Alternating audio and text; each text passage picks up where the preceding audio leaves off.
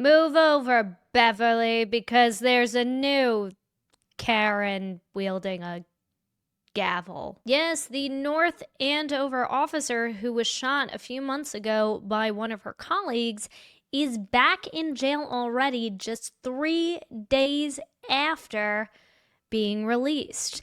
Kelsey Fitzsimmons was released on personal recognizance on Monday and then sent back to the Pokey on Thursday, according to the Essex County District Attorney's Office. This and more in today's video. It causes me grave concern. Hello, and welcome, roommates, to the first edition of Sunday Soup, where each Sunday evening I will be talking about a couple of different topics, usually that either have something to do with one another or coagulate in the same kind of stratosphere that we just didn't get to talk about during the regular week in a more expanded, fully formatted way. So slurp it up and enjoy your tasty Sunday soup for this week. We're still people who have opinions, right? We don't got no college degree, no law degree, medical license, none of that.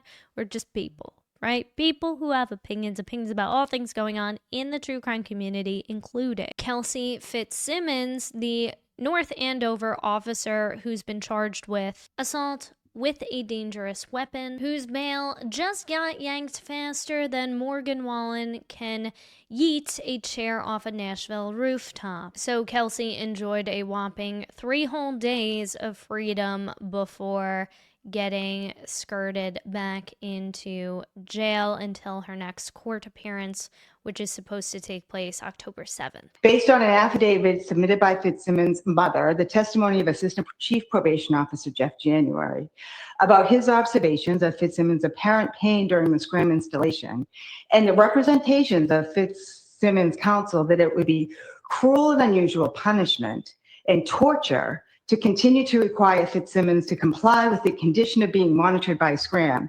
The court concludes that Fitzsimmons cannot abide by the condition of being monitored by scram. Without this condition, which ensures that she does not consume any alcohol, the court cannot assure the safety of Officer Noonan and all other persons in the community. Accordingly, the court's prior order of release is vacated, and Fitzsimmons is ordered to be held without bail pursuant to Mass General Laws, Chapter 276, Section 58A.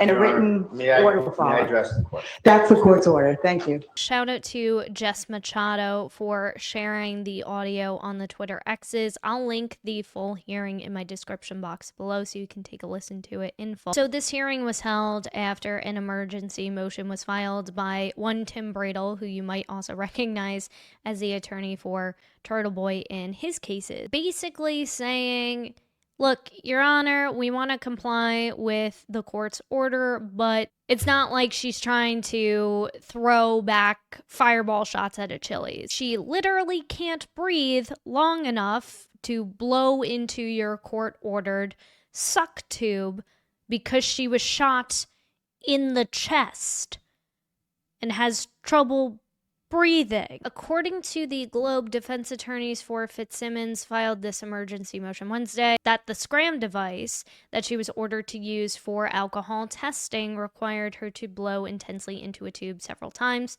for each test. She couldn't complete the alcohol testing without experiencing severe abdominal pain and dizziness, court filings obtained by the Globe show, noting she almost died after she was shot in the chest in late June, requiring hospitalization for 53 days with severe lung, diaphragm, and liver damage, as well as broken ribs, just to add a little piece de resistance on top of all of it. Fitzsimmons continues to experience ongoing pain and difficulty breathing, and her condition makes it impossible to blow into the device to the extent necessary, her lawyers wrote, adding that it also impairs healing of her broken ribs and punctured lung. Just imagine getting shot by your coworker in the chest, and then the court's essentially like, well, just breathe harder, babe. Like, sorry you can't breathe, but the only option you have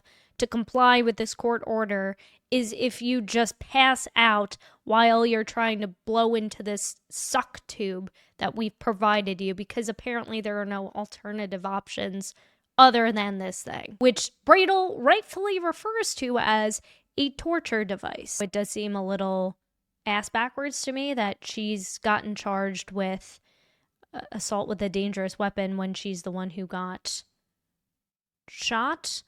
But right now there's not too much we know other than what she said and what has been reported. So it'll be interesting to see how this continues to develop. But it certainly boils my skin because I just lost my father-in-law a couple of months ago to lung cancer.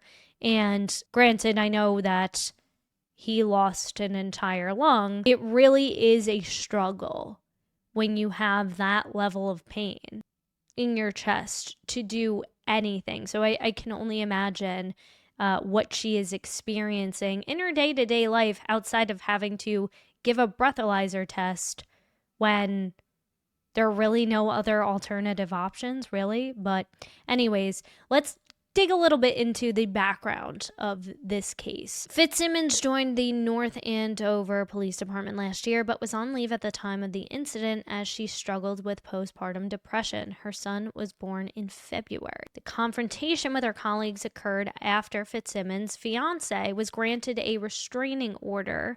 In applying for that order, he wrote about fearing for his life and the life of their child. NAPD officers went to Fitzsimmons' house to serve the order, and from what I understand, this was kind of blindsided. This came completely out of nowhere. She was supposed to meet with the fiance at a park, I believe. He was a no-show. She went home, and then they came, in my opinion, ambushing her with this order. And from what at least she's stated, this took her completely by surprise. Fitzsimmons and the NAPD have contradictory accounts of what happened next. According to a police report, she grabbed a firearm and aimed it directly at one of the officers inside the home. She pulled the trigger, but the gun did not fire. The officer, believing that Fitzsimmons intended to unalive him, fired at her, according to the report. I don't believe there is body cam footage either, which would have been obviously helpful. So surprise, surprise there, right? Fitzsimmons and her attorney are adamant that she never aimed the weapon at anyone but herself.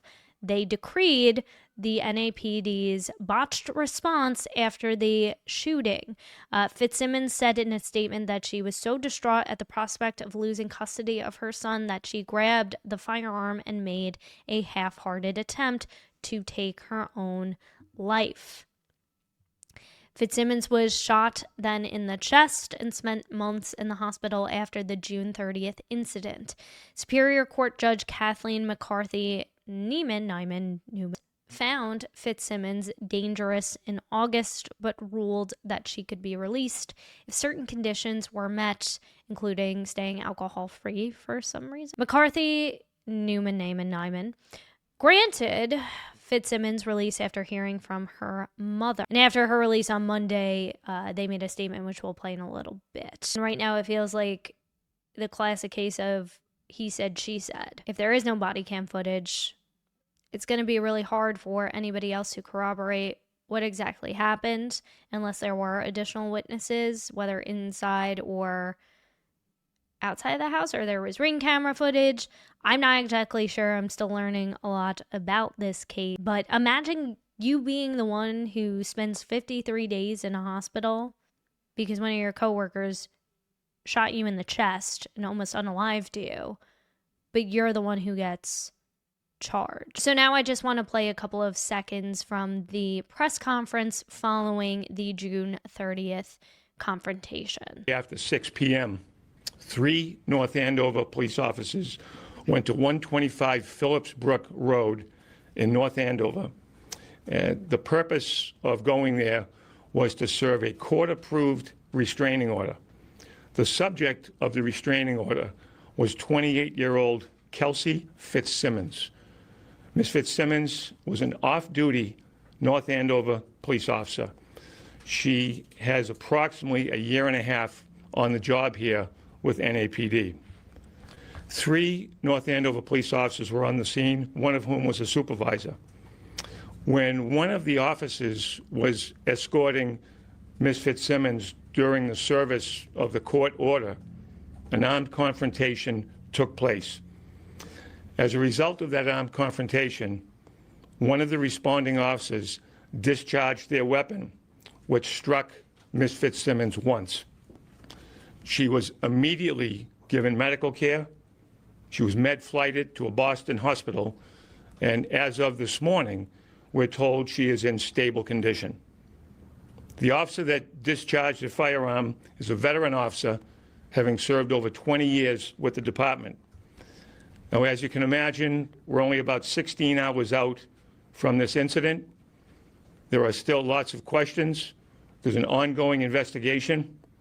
Currently, the investigation is being done by Massachusetts State Police Detective. Oh, well, that's comforting because we all know how that usually works out. I also love how he has to emphasize that Kelsey Fitzsimmons only was on the force for a year and a half versus the 20-year veteran. Like, he could do absolutely no wrong, and this is why I have certain apprehensions as to which side I'm more inclined to believe. Obviously, I want the evidence to speak for itself, but for a 20-year veteran, it doesn't seem like he has very good aim, because aren't you supposed to, if you're trying to disarm somebody and you feel like the only choice you have is to shoot them, even though you have 2 other officers with you, aren't you taught to, like, hit them in the shoulder or hit them in the kneecap or anywhere else that's not life-threatening? Certainly not the chest. But what do I know, right? So this was Tim Bradle's response following her arraignment. The grand jury took a wrecking ball and destroyed the Commonwealth's case and completely rejected their theory that this was any sort of an attempted murder type scenario. This is a woman who was suffering from an affliction, who, based on words on a piece of paper, had 3 policemen come to her house and take her 5-month-old baby. A woman who's in the grips of postpartum depression, who was just scheduled to go back to work at the police department, was cleared, had her firearms given back, and her whole world was taken away from her because a guy went to the probate court right over there, filled out a piece of paper with full of self-serving allegations, and got her baby. So that's what we're dealing with here. Were there any female officers there? Because certainly going in, literally firearms ablazing, to serve a restraining order, instead of having a professional, like, you would think that there would be some kind of professionalism. Sit Kelsey down, have a conversation with her about it, maybe give her the heads up out of respect. Again, I'm learning about this case as we are going, but a lot of this just doesn't really sit right with me, which then brings us to Monday, when she was actually released, with the condition that she can't see her infant son, as well as having to wear a GPS monitoring device and to move into her mother and stepfather's home. She also must remain under 24/7 house arrest, with exceptions for meeting her attorneys, court appearances, doctor's appointments, according to court records. So a lot of these conditions make as much sense as Yuri Bukwacki winning a spelling bee. And upon her release, she just had 5 words to say. Shout out to the Young Jerks for providing this clip for all of us to watch. Make sure you give them a like and sub on your way out of this video. It will also be in my description box below. Kelsey, want to say anything about just how it feels? What do you think, Kelsey? The truth will come out. It's amazing that she's even alive. So thankfully her son has not lost his mother. But of course, this is Massachusetts, baby, and we know how that song and dance goes. So naturally, after surviving a firearm shot to the chest, 3 days of freedom, in a press conference. They yeet Kelsey back to jail like it's a game of Monopoly and she just landed on go to jail twice. The Essex County District Attorney's Office confirmed to NBC 10 Boston on Friday that Fitzsimmons was taken back into custody after her lawyer submitted a motion asking the court to modify the terms and conditions of her pre-trial release. I mean, it really seems, as we're going to hear in a second, from the hearing, that they were just looking for alternative ways to meet the conditions of her bail. It's not that she didn't want to comply or she was refusing to comply. She just needed modifications so that she didn't pass out while, again, blowing on the court-ordered suck tube. That motion prompted the judge who had freed Fitzsimmons on Monday to vacate the court's prior order of release on Thursday and to order Fitzsimmons be held without bail due to dangerousness, according to the DA's office. I mean, it seems like, again, if her statements and accounts of the story are true, she's a bigger danger to herself than anyone else, in my opinion.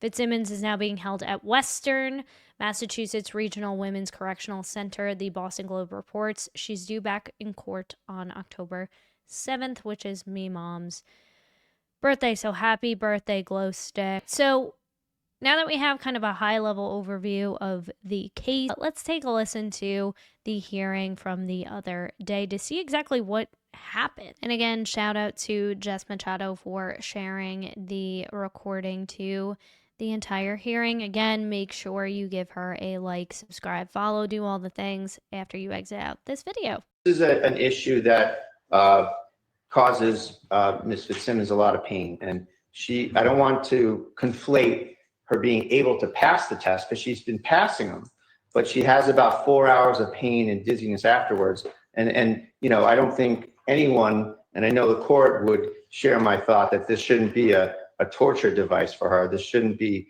something that causes her pain, impairs her rib healing, et cetera, et cetera. So, you know, we're not trying to get any sort of advantage over anything. We just want her to not, A, to not be in pain for hours after these tests, and B, you know, we just want her to not have the anxiety that if she has a difficulty doing it, that she's going to get a knock on the door and get locked up. We were told by the Elmo people that, you know, they may have to issue a warrant, and thankfully they didn't. And we appreciate, you have Mr. January's email regarding his own observations about what happened. And, you know, I think that says it all. That's someone that has no bias or interest, and, you know, probation enforces court orders, and that's that. And he is telling the court this is a problem.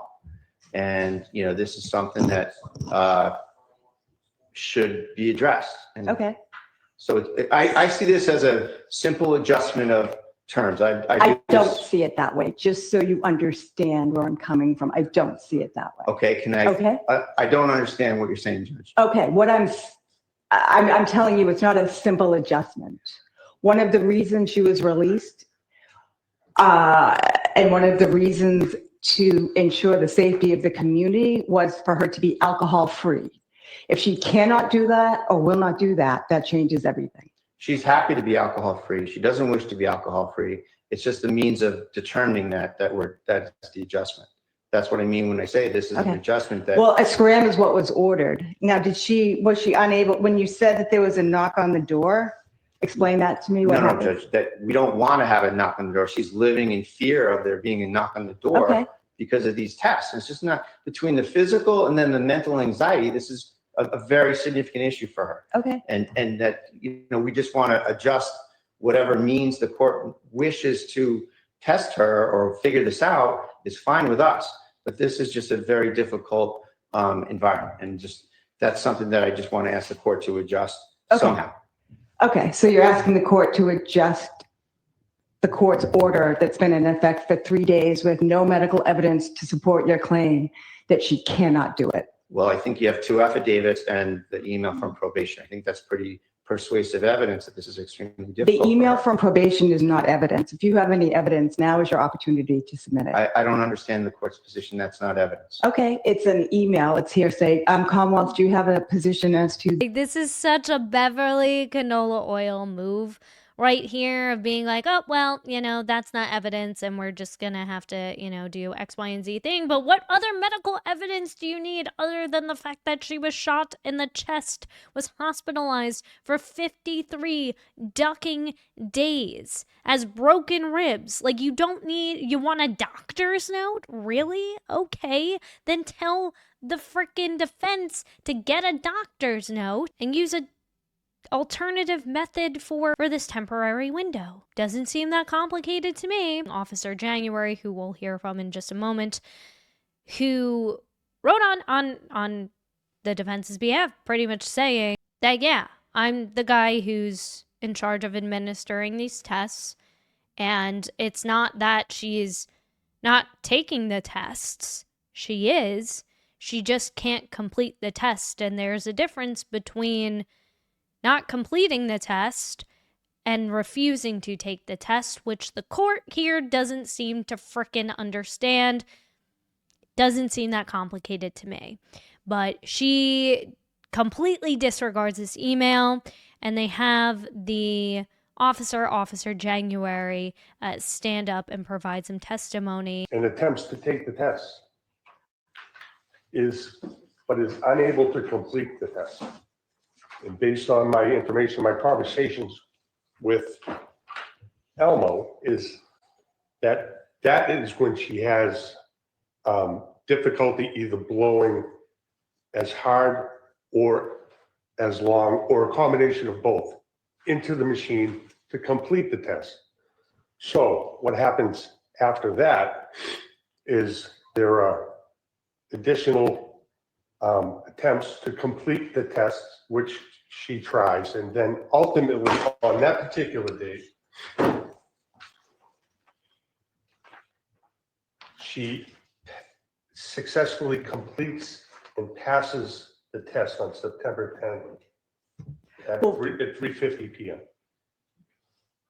Okay, what I have in front of me is an incomplete test at 9:10:25 at 3:09 p.m. That's correct. And then if you just look And then right it says above that, passed at 9:10:25 at 9:30 a.m.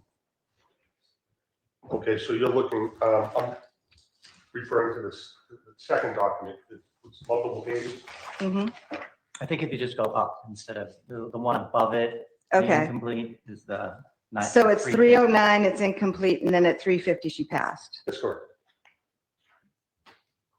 So that's a period of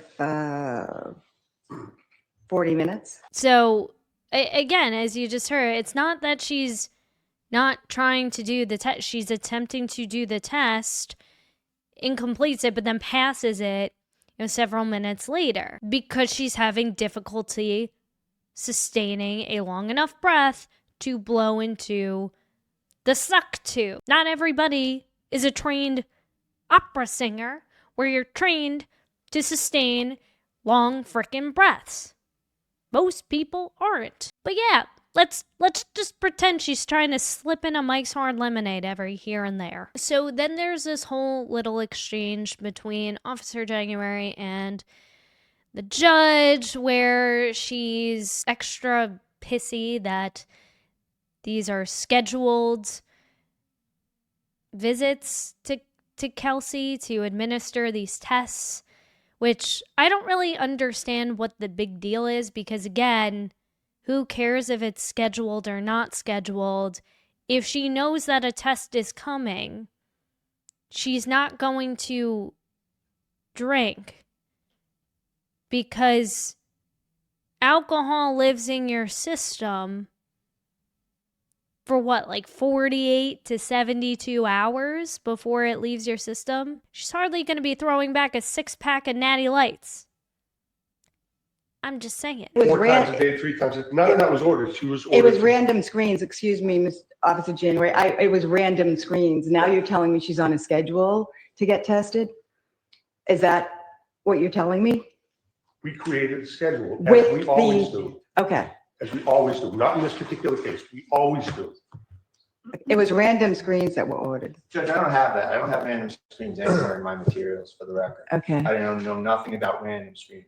Oh, so on top of that, Bradel didn't even know that these were supposed to be random screenings. And again, don't you usually do random screenings when it involves other substances? So the judge essentially says, I don't care about this email. It's not evidence. I don't care what Kelsey's mother said or what Kelsey's saying.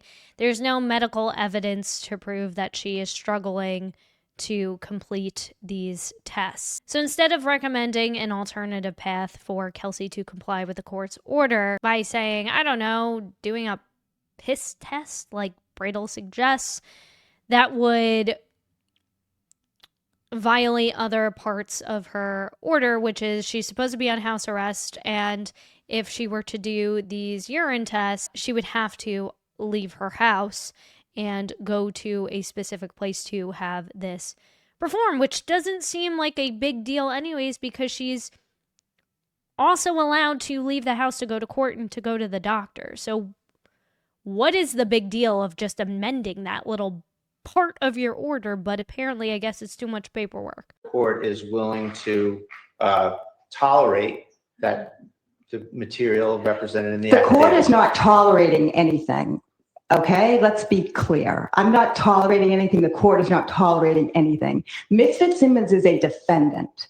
In lieu of incarceration, my order was that she submit to Scram. If she cannot do that, I need to know that. Can she do that or not? She can. This is the moment, though, where I wish Bradel would... I felt like he kind of fumbled through his wording a little bit, in my opinion, and I wish he would have just been like, she can't breathe into this tube. No. Long enough to complete the test. We are complying, but can she pee in a cup instead? Literally do anything else to prove to you that she is not drinking. Now, I don't know if... Was Kelsey drinking during this armed altercation, or confrontation rather, when she was served this restraining order? I know that she was drinking during this main incident, I think the weekend or so before this all happened, where she was at a bachelorette party, or it was her bachelorette party, and her fiance got into a fight, and that's kind of what sparked this whole thing, from my understanding. So I don't know if she's a known drinker, or why this is such a big sticking point for the courts. But you just hear again how Beverly canola oil coated she is. Like, oh, the court does not tolerate. Like, who is Kelsey Fitzsimmons other than just a defendant? A defendant who deserves the right to due process just as anybody else would. Because she's a threat to the man who shot her and is a supposed danger to society. Do it Okay. under the terms that are laid out in the affidavit. So you're saying she can do it on her own terms? With significant pain and dizziness and having to recover for several hours. I understand what you're saying. It is certainly not the court's intention. It's not the court's position to have Ms. Fitzsimmons in any pain at all. So I appreciate your argument. Do you have anything else to add?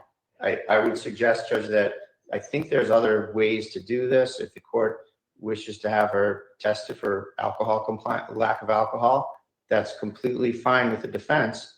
But just the means that's being employed is kind of a torture device for her. Okay. And so we object on due process grounds to that. Oh, okay. But It is not this court's intention I understand. to torture Ms. Fitzsimmons at all. The court's goal is to make sure the community is safe and Officer Noonan is safe. So I hear you loud and clear that the defense views Ms. Fitzsimmons having to do the scrim as cruel and unusual and torture. Is that your position? Well, that's an Eighth Amendment position. I suppose that can be put in there as well. But Judge, God, it's like the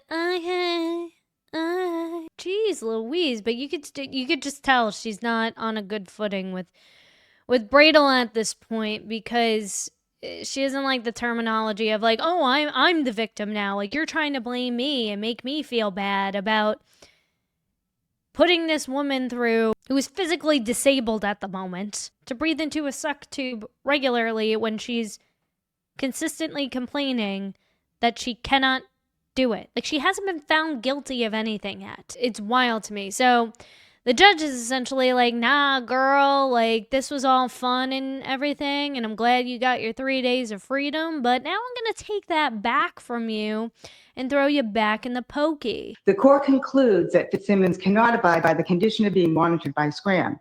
Without this condition, which ensures that she does not consume any alcohol, the court cannot assure the safety of Officer Noonan and all other persons in the community. Accordingly, the court's prior order of release is vacated, and Fitzsimmons is ordered to be held without bail pursuant to Mass General Laws, Chapter 276, Section 58A. And a written order will follow. May I address the court? That's the court's order. Thank you. All right. Your Honor, I object. I ask you to stay your order pending the SJC. And there are other alternatives Your Honor can accomplish. And she didn't even want to hear anything from the defense. That's my order. Everybody have a nice day. I wonder if her and Bev enjoy hitting up the Clams casinos on the weekends, because she is giving me full Beverly canola oil vibes, and I don't particularly like the snark. It just seemed like the judge was more acting and responding to Bradle's words. And she took personal offense to it. Oh, I'm not trying to torture her. I'm not the bad person here. Your client is. She's the defendant. Who cares about her?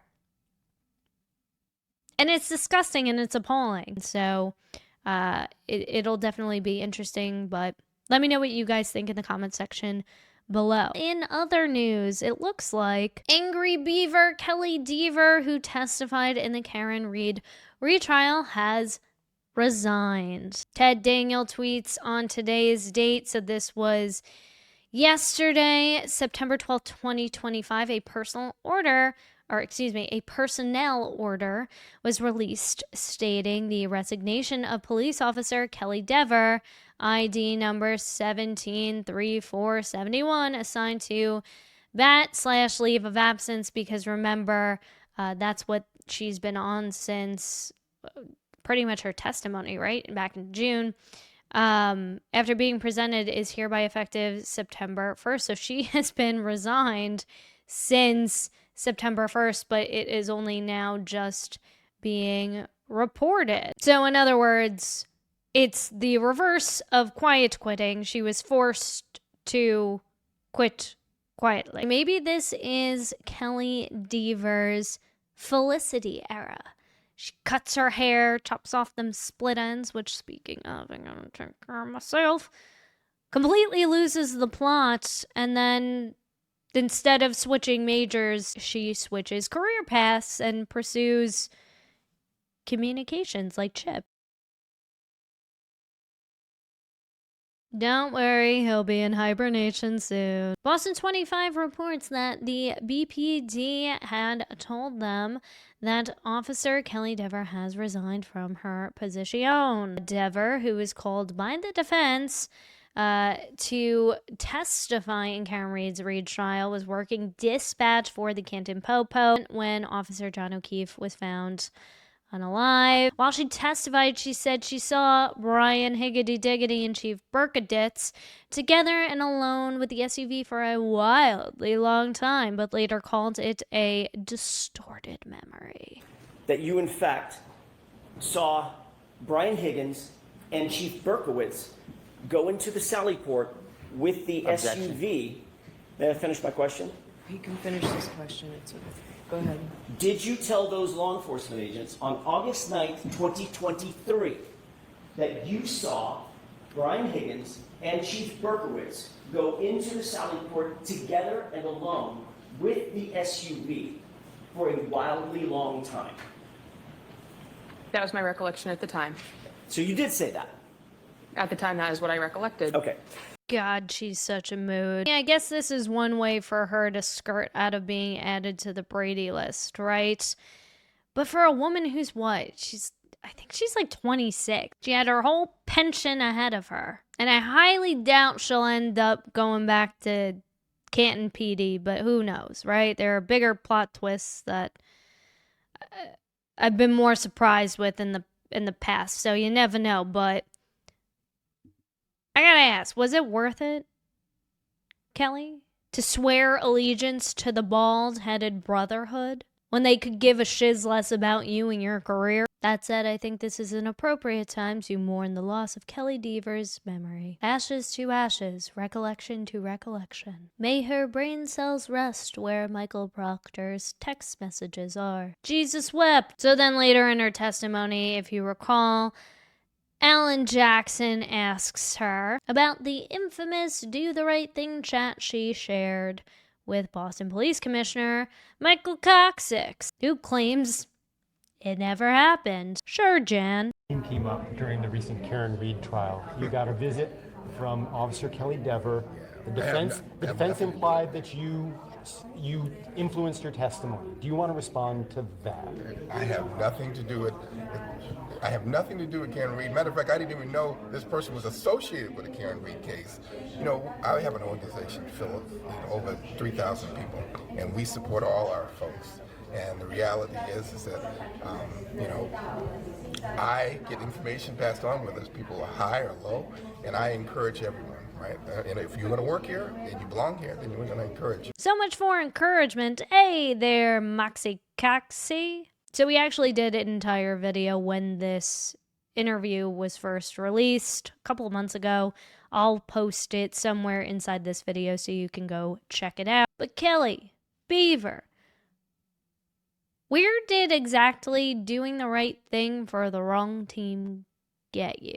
I mean, you're following in the footsteps of some greats before you, right? It's giving Proctor, it's giving Teletully, it's giving Yuri Bukwacki. I just want you to know who I am. God damn it. This is what I imagine my personal hell loop to be, honestly. Hanging out in some dingy dive bar in Massachusetts, $5 jumbo hurricane in hand, and this douche canoe butchering a Goo Goo Dolls classic over and over and over again. Eternal damnation. So following the Karen Reed trial, Action Jackson fired off a scathing letter demanding Kelly Deever be added to the Brady list. It is clear, therefore, that one of two things are true. Either Officer Deever lied about having a false memory, or she actually suffers from a condition that subjects her to false memories. In either case, her credibility and reliability as a law enforcement officer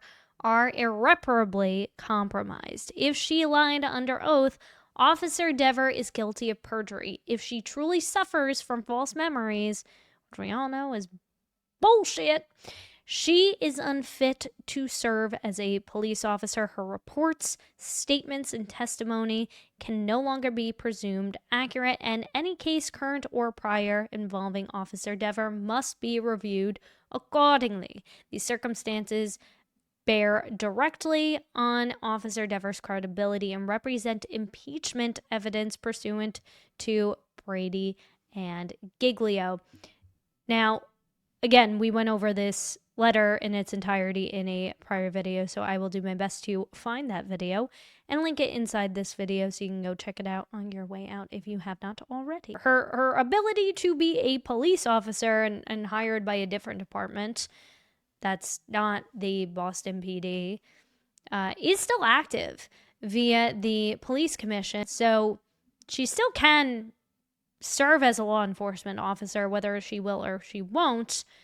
That is to be determined, so I guess there is a possibility she could technically still be added to the Brady Bunch list, but this was a statement in response to this news given by Alan Jackson via Howie Carr. Ms. Deever's departure from the BPD is a reminder that those who betray the public trust cannot remain its guardians. In other words, bye, Felicia.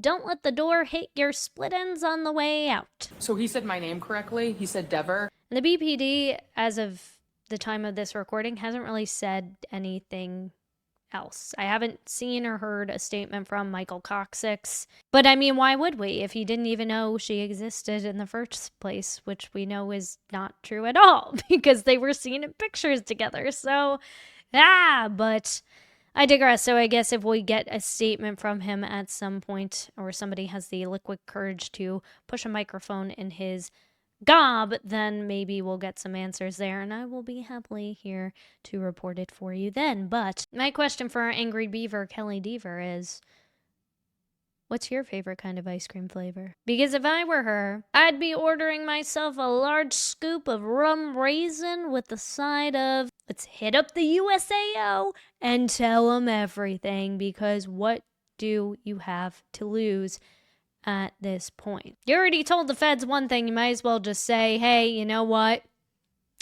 I was telling the truth all along, and then you can kind of redeem yourself, girl, and people stop talking about you. The dominoes are already starting to fall, but I want to know what you guys think in the comments section below and what you thought of today's Sunday Soup. It's a little bit longer form than our usual, trying to bring as many topics as possible that I can script out and research for you in a methodical, logical, fun-filled way. So I would love to hear your feedback and what kind of stories you are also following.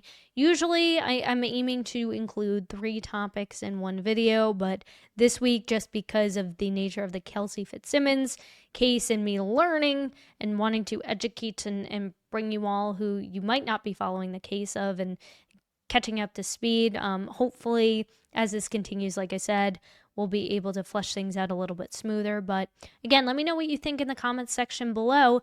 And as always, if you did enjoy today's content, hit that subscribe button, hit that notification bell so you don't miss the next Sunday Soup from me, and make sure you hit that like button, because that tells the YouTube algorithm that other people might want to watch this too. And if they do, that's great. And if they don't, life goes on and we keep on touching grass, because that's what we do. But that said, thank you so much for watching, and until then.